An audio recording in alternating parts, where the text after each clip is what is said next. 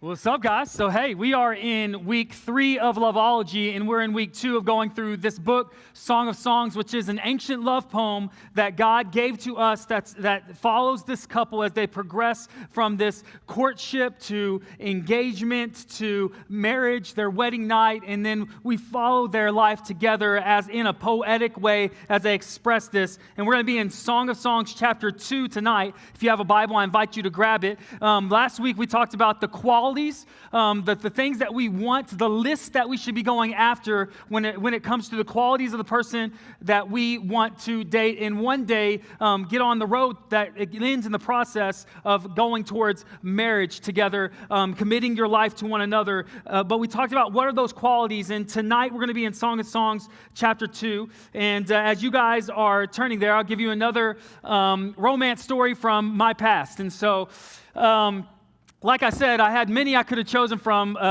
for kind of crash and burns. So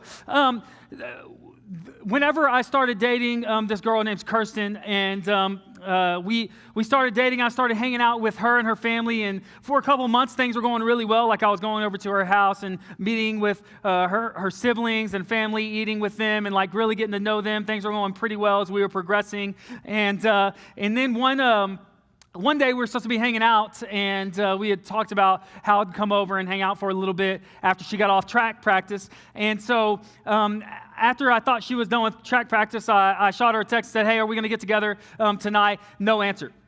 And so I thought, oh, okay, well, that's fine. I'll just go over there, I guess, because we had talked about a couple days ago me coming over and hanging out. And and so I get there, and as I'm pulling up to her house, I see the red truck. Which is the truck of her ex. And so her ex is there, and I have that split-second decision, like, do I pull away? No, I don't. And so I pull up, and I park, and I'm walking up to the door and thinking, like, this is about to happen. We're about to have the confrontation right now. And as I'm walking up, I actually, their blinds to the front room, they're open. And I see her, and I see him, and I see her head on his shoulder, and they're kind of cuddling and snuggling. And I was like, oh, fantastic! This is great. Okay, knock, knock, knock, knock, knock. And I wait there for about 30 seconds, and obviously she knows what's going on. No doubt she saw the silver truck that had pulled up behind her ex-boyfriend's truck, and her mom comes to the door, and she opens it. I was like, hey, we need to have this talk now. I know this is like awkward and everything. And anyway, she walks up behind her mom. Her mom kind of steps out of the way, and so it's a pretty heated, like, I'm not yelling or anything, but I'm like, so this isn't cool that you have this guy over here right now. Just want to throw that out there. And at that point, he looks at me, and he actually pulls out a knife. I'm joking. He doesn't pull out a knife. That's not true. That's not true. But I did kill him. That's also not true. But I actually look at him, and like we catch eyes, and I was like, man, I don't even have time to talk with you right now. My problem is that me and you were dating and thought we were exclusive, and apparently we're not. And so I was like, this isn't going to work out between us. And so I leave, and then we end up having a couple of conversations over that next week, and we decided that it wasn't going to work out. Truth be told, she actually broke up with me because I thought maybe we can work this out, and I should have not even tried, but she broke up with me. Well, fast forward now about 2 to 3 months later. So I had moved on way past this relationship that I was in, and I was actually talking with another person at this time that I was interested in, and I get this knock on my door, and lo and behold, it's Kirsten, and she's bawling. As I open the door, she is bawling, crying, and she's like, I wish that we wouldn't have broke up. And I'm like, this is weird. This was like 3 months ago, not last week. And she's crying, and she's like, I think that we made a mistake. We should get back together. And I was like, I can't do this right now. I'm actually talking with someone else right now that I can't. And so at that point, she tried to come in for a kiss. Okay. So I was like, it's not going to work. And she's like, she goes in for it. And I do the backup, like I weave it. And then I'm like, I can't kiss you. And then she literally tries again, and I'm stiff arming her. I'm like, no, it's not going to happen. And so she gets mad and says, fine, and she walks out, and I close the door, and I was like, that's the weirdest thing in the world. Well, I go upstairs into my room, and I start hearing this sound, and it's the singing sound outside of my house. And so it is Kirsten. She is now singing outside of my house, and I'm going like, what is going on? And I'm looking outside from my room. I'm like, where is she singing? And like, no offense to her, she was not a great singer. And so like, I'm hearing this, and I go downstairs, and my stepdad walks out from wherever he was, and he's like, what's going on, dude?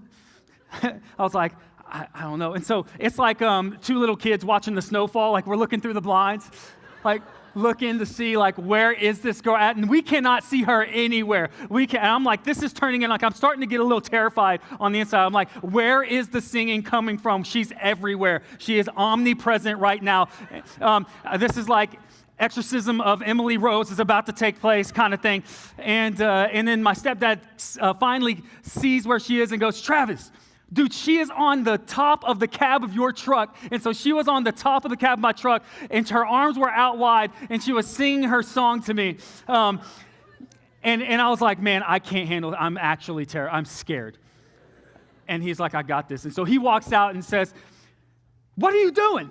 And she was like, I need to talk to your son. He was like, no, you need to leave. And so that's the last that I talked to Kirsten. Now I share that because it's kind of, it would have played out like really well for like a teen drama show or something like that. You're on the edge of your seat, you're wondering what's going to happen next, and there's these highs and these lows, and the cheating, and I want you back, and all this stuff, and man, it's like this roller coaster ride that I found myself getting on over and over and over and over again, and it played out well for TV, but I'm telling you, it does not play out well for actual romantic connections.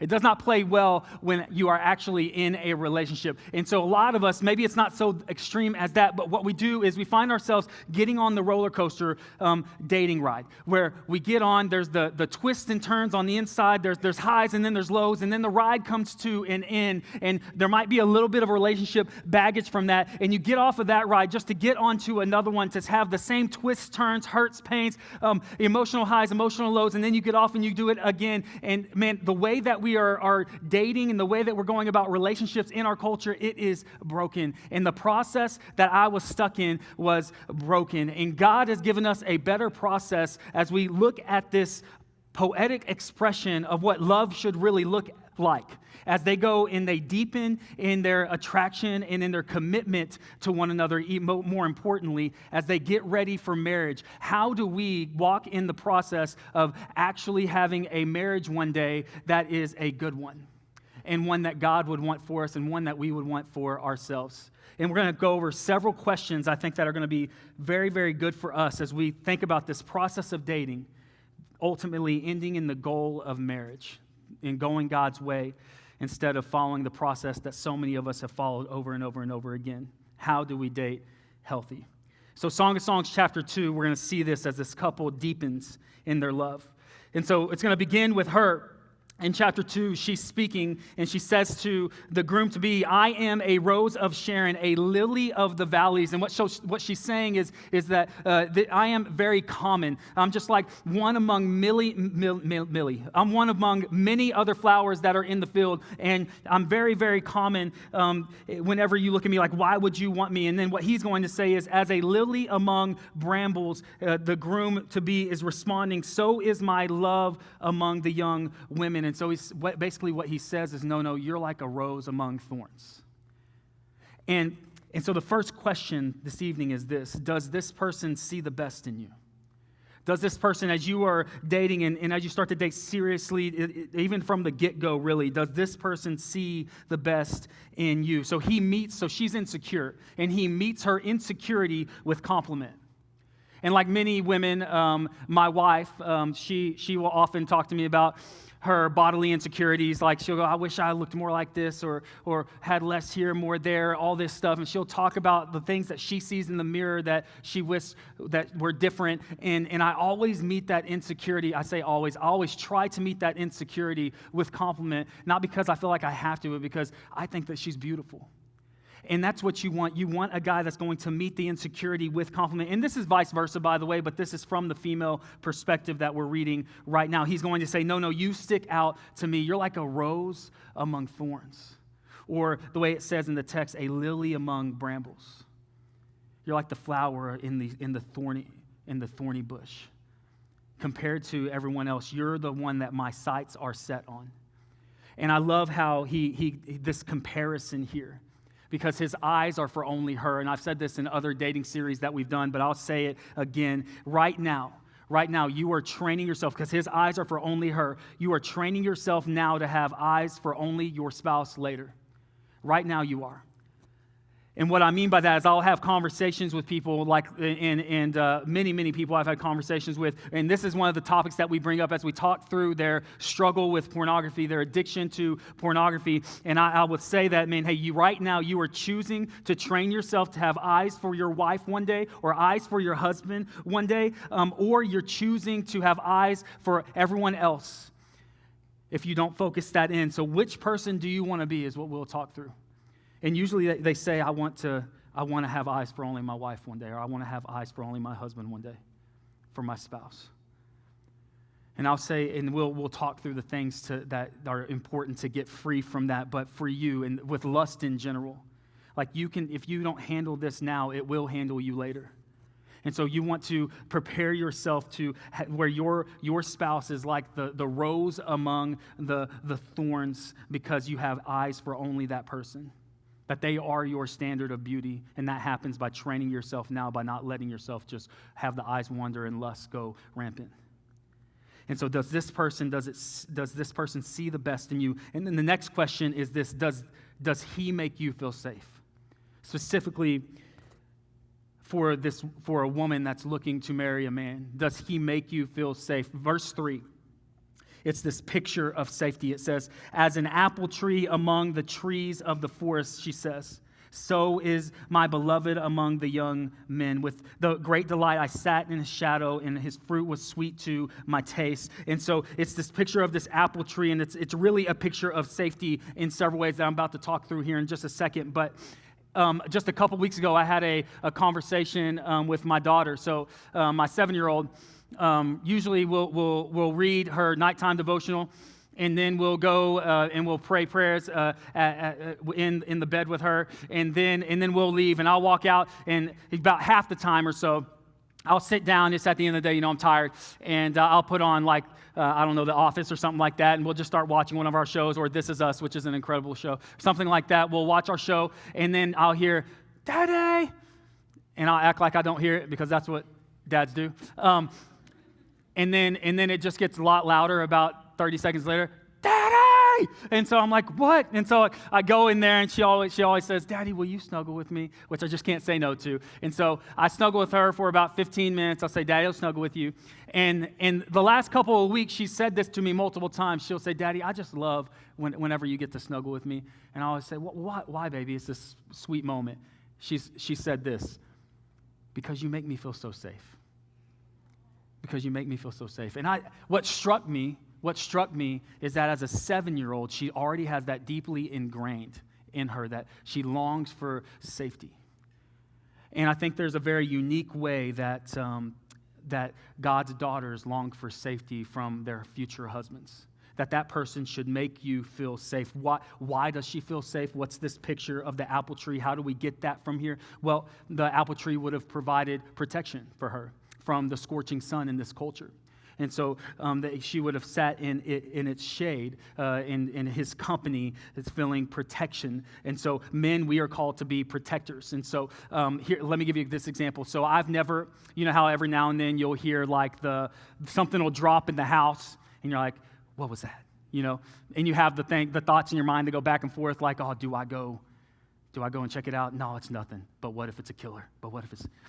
And then you're like, I need to go check just to have peace of mind. And so what I've never had happen is something fall, like a big boom or something like that. And then I turn to Carrie and I go, hey, babe, did you hear that? And she says, yes. Hey, stay here. I'm going to go check it out. My wife has never said that to me. I've never turned to Carrie and gone, baby, would you go check it out? I'm going to stay here. Like, that's just never happened. By the way, if your girl is like an MMA fighter, hey, baby, you go on. You got this. But typically, it's going to be me. It's going to be me. And that was just like an understood. Like, we never had to have that talk. Like, it was never, hey, I'll get this one. Should you get that? No, it's you. Because the men are called to be protectors. I believe that. I'm called to be the protector of my family, and not just like protect you from dangers, but just to be that protective, that shade covering over my wife and my girls. And then we see that the tree, it provided nourishment for her. And so there is provision here. So I see myself as the provider for my family, and I'm not talking about finances. A lot of people talk about finances, and that's it. I think that it's fine if a girl makes more or the woman makes more money than the man, but I'm called to be the provider when it comes to investing in the emotional lives of my wife and my daughters, that I'm to instill confidence in them like we talked about last week, and I'm to be the listening ear for my wife whenever she has a tough day, and I'm supposed to be the spiritual encourager of my family, to point them towards Jesus in everything that I can through my example and the words that I share and the way that I pray over them. I'm to be that for my family. Like, that's my goal. And none of us are going to get this perfect, but that's the pursuit that I'm on, that I would be this kind of provider for my family. And by the way, like, consider this, that the same guy that you marry is one day going to be called daddy by your kids. And you want that person to be somebody that can provide, not just be a hard worker, but provide emotionally, spiritually, in their encouragement for you. And same thing with the wives as well. But there's provision, and then there's pleasure here. Like, she finds his company to be enjoyable. And so I think, like, just simply put, like, do you actually enjoy the person's company, or do you just like their lips? You know what I'm saying? Because sometimes we're like, man, I think that they're very, very cute, and then there's like nothing underneath that. Like, and that's the whole relationship cannot be built on the fact that there's a strong attraction in the beginning because you find them to be very cute. Because listen, at the end of the day, we all, if God lets us live that long, turn 80, and gravity wins every time. Okay, but she enjoys his company. That what I say whenever I do a wedding, I say that you are marrying your best friend right now in this moment, and that's what you want. That's the process. That's the track that you are on, that you would be best friends. So there's protection, there's provision, there's pleasure. This is what it means to be under the umbrella of feeling safe, and this is what's pictured here in this verse. And then the next question that we see tonight is love the word that defines your relationship? Out of all the words that could define your relationship, is love that word? Because what she says is, he brought me to the banqueting house, which would be like Las Brisas, a steak and wine place kind of deal. And his banner over me was love. That there's this banner over our relationship. And if there was one word that would define the relationship for her, she said that word would be love, that he loves me. For you, whenever you're in a relationship, like, is that the word? If you're in a relationship right now or in your past, was the word love? Did that actually define your relationship? The word love here is the Hebrew word ahava. Y'all want to give it a go? Say ahava. Ahava. What it means is affection, care, loyalty. It's this love that stays, this love that's committed, this love that can be measured in sacrifice for the other. This is the kind of love that I'm talking about. Is this the one word that would define the relationship for you? Or is it drama, sex, instability, arguments? Would it be another word? You want it to be this word, love. So there's been several engagements, as you can probably imagine, at the Way, especially in the springtime, because, Ring by Spring and all that stuff. But several engagements have taken place, and several of them have been actually on our leadership team here at the Way, but one of them was Grant and Reagan. They got engaged recently, and Grant, he pulled out all the stops. He took her to her family's ranch where she had this tree house, or they have this tree house. He had it all decorated, decked out, had some friends and family there, and he learned this song on the ukulele. So, man, my man just was jamming out. And so he played this song for her on the ukulele, and then as he ended the song and was asking her to marry him, he said this, and I quote, "I love you so much, Reagan. I've seen the Lord do amazing things in you and through you, and I've seen the journey that He sent you on and the path He set you on. and I want to be part of your journey for the rest of my life, and I want to work together with you for the rest of our lives towards his kingdom. Man, beautiful. His banner over her is love. And that's what you want. That's what we're after, that kind of love. And the next question that we're going to see here is, do you have boundaries? Do you have boundaries? Talking about boundaries physically. Look at verses 5 through 7 with me. In verse 5, it says, sustain me with raisins. And so this is kind of lost on us in our culture, but the ancient raisin cakes, some of your versions might say raisin cakes, but a raisin cake would have caused everybody, as they read this, they would have done a double take, and they would have looked twice to see what they just read, because raisins or raisin cakes in this culture, they were an aphrodisiac, and they were given in the form and in the shape of phallic symbols, okay? And so it was in the symbol of private parts. And so just imagine like someone coming into church tonight eating a raisin cake. You'd be like, that's pretty weird.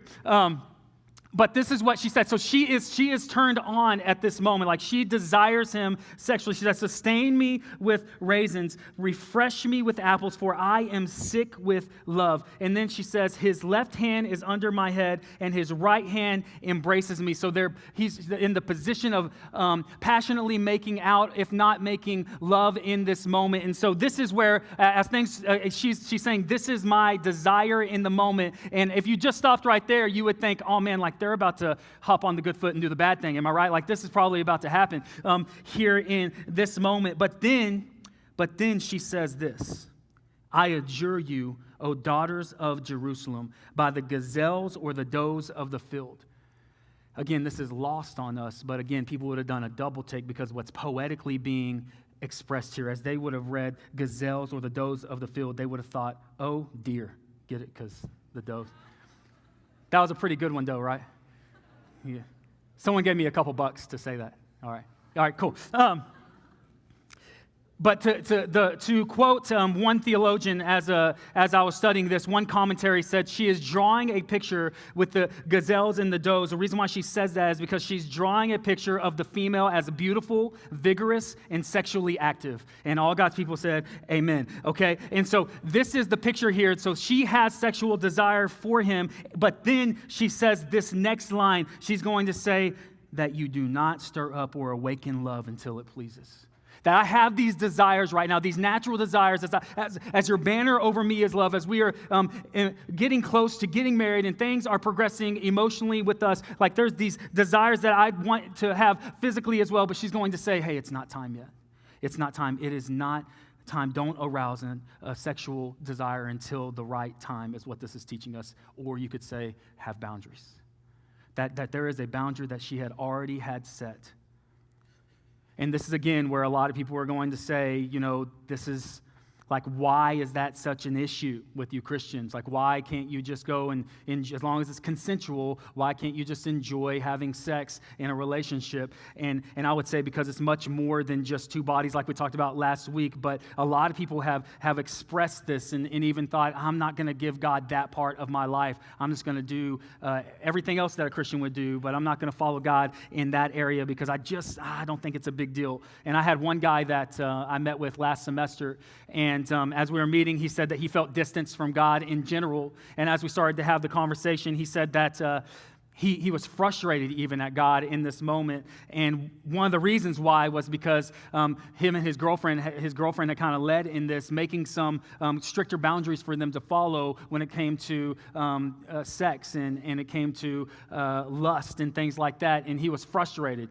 And he said, I just don't understand, and he said this quote, why would God keep that from me?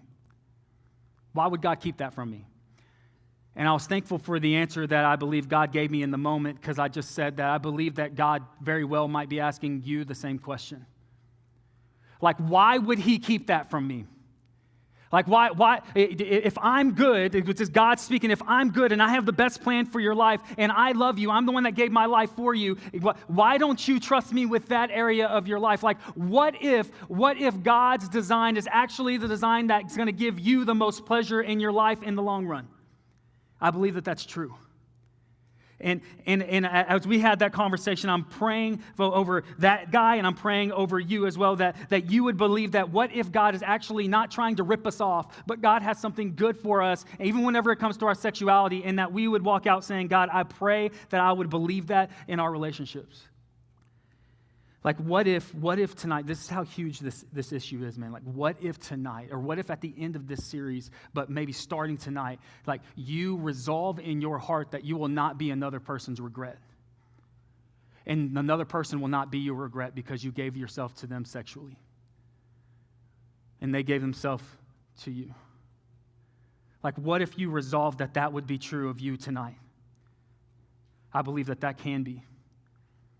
It can be for all of us. And I'm about to share more about this, but I've been there. And God has shown me that his way is better whenever it comes to this issue. And so don't awaken love until it's the right time.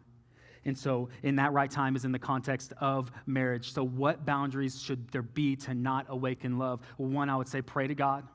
And then you need to have that conversation with the person that you're dating. So pray to God for your personal boundaries that you want to set, but then to have that conversation with the person that you're dating. And anything that prepares your body for sex, anything that leads to arousal is going to be something that's going to be crossing the line. And so for me and my wife, when we started dating, again, everything else was train wreck after training before her. I decided I was going to surrender that area of my life to the Lord. And then we started dating a little while after that. And we found out very quickly that, you know what, man, when we make out, it just leads to things like my mind definitely wanted to go to places it shouldn't, and my hands wanted to go to places they shouldn't. And so we found out very quickly that making out was something that was off limits. And I think there's a lot of wisdom to that, by the way. I've yet to meet a lot of people, anybody, honestly, that says, oh, we can make out for 15, 20 minutes and nothing. I have zero other desire to do anything else. But for us, we had to have that as one of the lines that we're just not going to cross. Hold hands, hug, kiss. But we had things that we wanted to wait because it wasn't the right time to stir up or awaken something. Because when you awaken that love in your life, it's something that's not meant to be put back to sleep whenever it becomes awake. Like when you get married and that's awakened, it's not meant to go to sleep at that point. It's meant to be enjoyed in the right context. And then another thing, I had a lot of practical things I was going to go through tonight, but for time's sake, I just wanted to address this one issue that it seems to come up quite a bit. And it's this, should a person, someone will ask the question like, okay, hey, so we're not having sex. Is it okay that even though, so we're staying the night together, but we're not having sex, is it okay that we sleep in the same bed as long as lines aren't being crossed? And I would say hard line, no. And here's why. One, Scripture says that there should not even be a hint of sexual immorality. When you're going to sleep next to somebody else in a bed and the lights are off at night, I'm telling you that it hints that there is something else going on behind those doors. And it's really difficult for me to wrap my mind around the fact that you can be next to somebody that you find very attractive, for fellas, a beautiful girl, and that you end up not like messing around. How does that happen? And if you go, hey, we can truly sleep in the same bed and we haven't messed around and hands haven't went where they shouldn't, or lines haven't been crossed that biblically should not be crossed, I would say you have another set of problems because you're actually training yourself to not have sex when you do get married. If you can stay in the same bed, sleep together, and never have sex, and then all of a sudden you think when you get married it's going to be like, oh, now I just want to have sex all the time. Kind of bad training. That's for free. Because like in the right place, right time, it's good. But I would also end with this. Sharing a bed in and of itself is an act of intimacy. Sharing a bed is an act of intimacy. Here's what I mean. If I was to come home at the end of a day, and I walk into the house and I'm like, hey, I'm home. And then Carrie goes, hey, babe, we're back here. And I walk into the room and I see my wife, and they're both fully clothed, but I see my wife and another dude on our bed, and I see him like just arm on my pillow, looking up, like crossed legs, and just like, hey, what's up, buddy? I think biblically I have to fight that guy. I think that's what I just got to do. Why? Because none of us would be like, oh yeah, that's totally okay. That's not okay. You don't do that. So the sharing a bed in and of itself is an act of intimacy. It is. And so what should the lines be that you need to have that you're going, I'm not going to cross these because I'm not going to awaken something that should not be awakened? And I would say this as we move on, decide what your boundaries will be beforehand, because in the moment it will feel right. Sexual temptation and crossing that line will feel right in the moment. So decide beforehand, because it feels right in the moment. It will. That's what the temptation is going to be screaming at you. And then let's move on to verse 8. It says, "The voice of my beloved, behold, he comes, leaping over the mountains, bounding over the hills. My beloved is like a gazelle or a young stag. Behold, there he stands behind our wall." And then it says this interesting line, "gazing through the windows, looking through the lattice." I always get this picture, so I got this picture that I want to show you. This is the picture that I always get when I read that line. Every time. Every time. And I just want to stop and say, this is not an invitation for you to be a stalker, okay? This is not what this is teaching us. This is his poetic, his silent invitation for her to come and join him. It's kind of like in the old school movies where the guy's throwing the pebbles at the window trying to get his girl to come down to spend time with him. That's kind of what this is actually communicating. But it says, verse 10, "My beloved speaks to me and says to me, 'Arise, my love, my beautiful one, and come away.'" And then we're going to get to this next question. The next question that I wanted to ask is this, does being together make you better? Does being together make you better? And we get this from these next few verses. "For behold, the winter is past, the rain is over and gone, the flowers appear on the earth, the time of singing has come, and the voice of the turtle dove is heard in our land. The fig tree ripens its figs, and the vines are in blossom. They give forth fragrance." What season is this? Spring. This is spring. "Arise, my love, my beautiful one, and come away."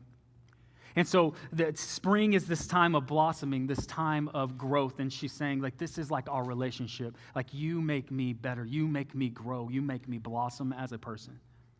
And this is what you want from somebody as you start to seriously date. Does that person make you better? Like my wife, Carrie, she's the biggest blessing in my life outside of my own salvation. And I pray that that can be true of you and the person that you one day marry as well. Does the person make you better? And then the next question is have you had the vulnerable heart-to-heart conversations that prepare you for marriage? And this, again, like they are progressing in the next chapter. They're about to get married. And so this happens as the relationship is progressing and getting serious. You start to have these heart-to-heart conversations, these vulnerable conversations that are the conversations that you need to have before you get married. And we see this in verse 14 in this picture of his invitation, calling her a dove. He says, "Oh, my dove, in the clefts of the rock, in the crannies of the cliff, let me see your face. Let me hear your voice. For your voice is sweet and your face is lovely." And so doves would have had their nests high up in the mountains where they would have been protected from predators, and it had been deep in the clefts of the rocks. That way nothing could get to them. And so he says, would you come down to me? Would you be vulnerable with me? Would you open yourself up to me? And whenever you start dating seriously, there's some conversations that need to happen. There's some vulnerability that needs to be there. And so what are a couple of those conversations? Well, this is whenever you're going to share those things that you naturally want to keep hidden like the dove was hidden in the cleft of the rock. So your insecurities, your wounds, your scars. So for me, I had talked a little bit about my dad at this point whenever Carrie and I were dating seriously, but she was the first person that I really opened up to. And I shared about the abandonment issues that are in my life because my dad not being present. And I opened up to her and was even willing to be emotional in front of her, which was not an easy thing for me at that time. And I opened up to her about that. So like this is where a lot of wounds, scars, and insecurities come from, is this issue in my life. And she opened up to me about her insecurities as well. And then you want to have this conversation, the mistakes that you've had in your life, the mistakes that you've committed in your life. So I remember with my wife, whenever I was in her Cobalt, and I was in the passenger seat, and we had the conversation where I confessed to her that though she had waited till we got married to have sex with me, I did not save myself to have sex with her. And man, I'm going to be honest with you, it hurt her in the moment, and it was through a lot of tears that I cried as I shared with her that I wish I could take that back, but that's something that happened in my life. And she responded by saying that she loved me. She said, I love you. And then after that, she said, I forgive you. And from then on, she has not brought that issue up again. And man, it's really a picture that she was really echoing the forgiveness of Jesus in my life, because what Jesus does whenever he looks at all the brokenness and he looked at all of my sexual baggage that I had and the shame that I had because of it and the weight that I carried because of it, he said that he would break that chain off of me, forgive me. And then he says about his forgiveness that he casts it as far as the east is from the west, that he will remember it no longer. And I'm just so thankful that that's what God does. And if you're here and you go, man, I've got a truckload of mistakes in my past, a truckload of sexual baggage that, man, I'm just shattered on the inside because you know that you've made some mistakes. I'm telling you that God is saying, you can bring those to me. You can bring those to me, and I will power wash your soul clean, and I will redeem you, because that's what God does. He's a God who he redeems us, and he washes us clean. And my wife, she was echoing that in that moment. And I was so thankful for that. But no matter what your mistake was, I guarantee you that Jesus will forgive it. And then the last question this evening is have you caught the foxes? Have you caught the foxes? What do I mean by that? Well, it comes directly from verse 15. Catch the foxes for us, the little foxes that spoil the vineyards, for our vineyards are in blossom. She says, so there's this great growth that's going on, but would you make sure that there's no foxes that are present? Foxes were a nuisance that would have destroyed the crop and eaten away at what could have been. What could have produced a crop was eaten away by these foxes that would come in and destroy everything. And what God is teaching us here is, listen, you don't want to have a relationship that could have been. You don't want to get married to somebody and have a marriage that could have been. God's going, no, I want you to step into my best for you. And again, none of us, we're all in process here tonight. None of us are getting it perfect all the time. But in that, would you start to say, God, what are the problem areas in my life that you want me to address?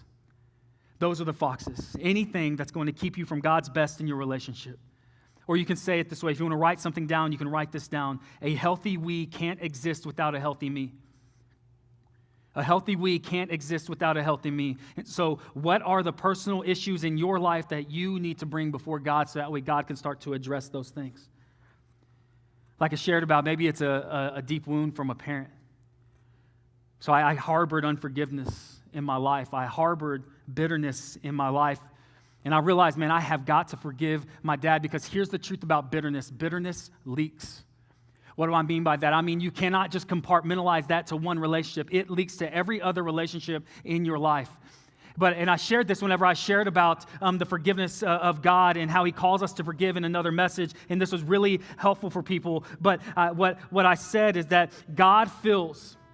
And when I realized God speaking to my own life, just me before God, how do I forgive my dad for the times that he didn't show up and he said he was going to be there and just bold-faced lied to me? How do I forgive that, God? And what I had just in my heart, the Holy Spirit speaking to me said, God fills where your dad failed. And no matter who it is in your life, God fills where blank failed. Whoever fills that blank for you, God fills where they failed.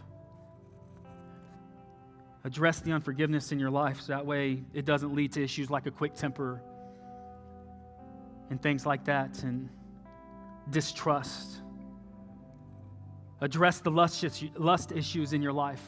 Address the past relationship baggage like I brought into our relationship. I brought in jealousy and mistrust, and you don't want a marriage that's filled with mistrust. You don't. But I was jealous because of the way that things had played out, not only on my end, but the other person's end. It was all a mess. And I need to address, I need to bring that relationship baggage to God and say, God, heal me. And he has, and he still is. And your selfishness, ask God to address your selfishness. You want to know what a great spouse is? A selfless one. A selfless one.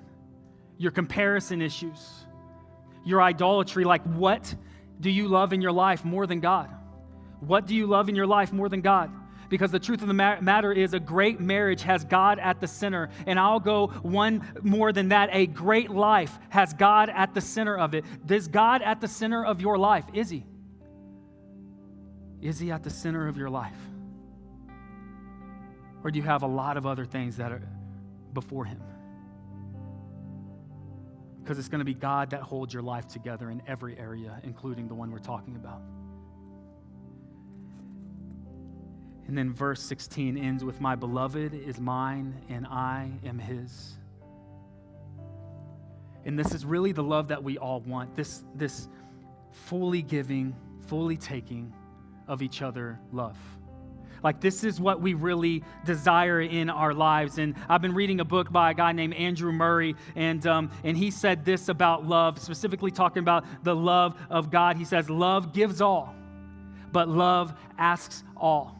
Now, this is the love that we really want. The love that is all giving, but the love that's also going to be saying, I now want all from you. Like, this is the kind of love that we want. Ultimately, this love, this all-giving love that we all desire and we all crave deep down in our soul, in our being. It doesn't matter if you're a Christian or not. I know that you crave love in this place because God created us to be loved by him.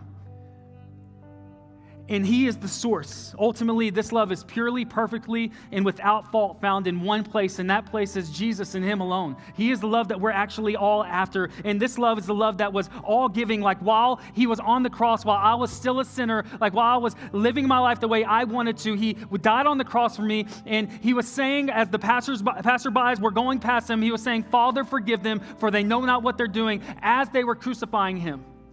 And as I lived against Jesus, he was saying, God, would you forgive him? God, I offer my forgiveness to Travis. And his arms were nailed open for me, and he was teaching me in that moment that his arms were open for me to come to him. And his love is real. And his love is not just for everybody else, it's for you. He does love you. It's an all-giving love, but it's also a love that says, now would you surrender all to me? Like, would you come to Jesus and would you say, Jesus, I surrender to the God who gave all to me? It's the only response that makes any sense when you consider everything that he's done. Would you surrender your life to him? Love gives all, but love asks all. Let's pray. God,